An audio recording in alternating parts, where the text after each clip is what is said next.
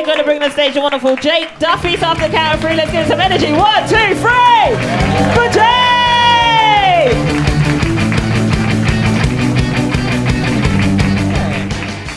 Alright guys, how you doing? You alright?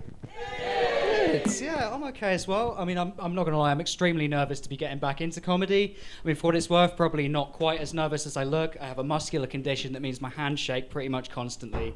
It's called essential tremor, which is an ironic name because I'm pretty sure I could live without it. I inherited it from my dad, along with bipolar disorder and a long list of insecurities. But I love moaning to my dad about the shakes, but the thing is, my dad genuinely used to be a spy, so any story I tell will be instantly one-up to the most badass possible way, you know? I'll be like, oh, Dad, it was so embarrassing. I went to take a sip of my tea and my hand started shaking. I spilled it all over myself. What an idiot, eh? And he'll be like, aye? He's Scottish, by the way. I remember I was at a restaurant with the ambassador while I was undercover in Czechia. That's how cool my dad is. He's on first name terms with countries that don't even exist anymore. My hand started going. I knew if I was given away, I'd be handed straight over to the KGB. But the tea thing sounds rough, son. And I'm like, fuck's sake, Dad, why you always got to upstage me like this? And he handcuffed me to a radiator and waterboarded me for 3 solid days. You know, typical dad, always taking his work home with him. But no, as I mentioned earlier, I do have bipolar disorder. If you're not familiar with it, it's a condition characterized by periods of extreme euphoria called mania and periods of depression. And I'm trying to be more honest and open about my condition, but I find that people tend to misconstrue it in a number of different ways. Like, a lot of people, you know, well-intentioned people, they hear that, you know, Jimi Hendrix and Kurt Cobain and Amy Winehouse all had bipolar disorder, and they think the disorder is just making great music. And, you know, I don't need that. I don't think that's fair. I don't think it's fair that in order for me to for people to take my mental illness seriously, I have to release a platinum album. It's a lot of pressure. I don't have any musical talent. If I released an album, it would be one of the weird obscure metals like Bismuth or Xenon. Actually, a Xenon album sounds fucking dope. I'm going to aim for that. But I think the thing that I find most challenging with bipolar is dating.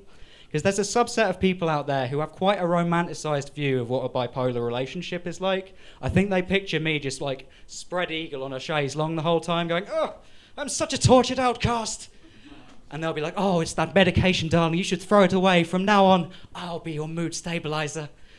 And that really misses the point of what living with bipolar disorder is actually like. To give you an example, a friend of mine who I still think deserves a medal had to deal with me as I kicked off a really nasty depressive episode as we boarded an 8-hour flight together, the duration of which I spent alternating between sleeping and crying. I used to hate babies on planes. On that plane, I was the baby.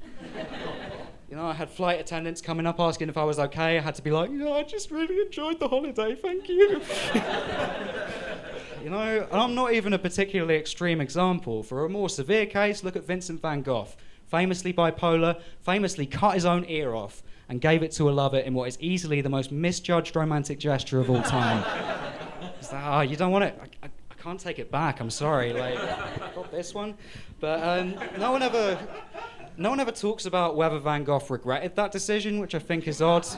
Not just because his lover presumably immediately dumped him and fled the country, but also because you know full well Van Gogh woke up the rest of his life every single day like, oh, for fuck's sake, Vince. In my dream, I was wearing sunglasses.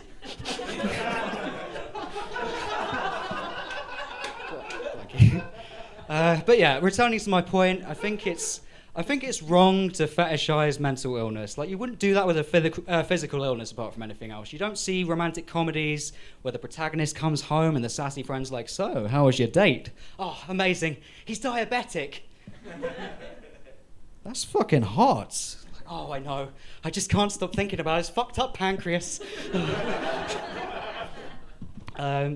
But yeah, you know, the climax of the film, they throw matey's insulin into the sea. Like, you don't need that anymore, darling. From now on, I'll be your insulin. And that is not the punchline I wanted to end on, so... I'm going to make an awkward comment about this mic and how it looks like it's about to go on a hiking holiday in the Cotswolds. We're much it is. I have nothing else to add to that, so please have a lovely night. Take care.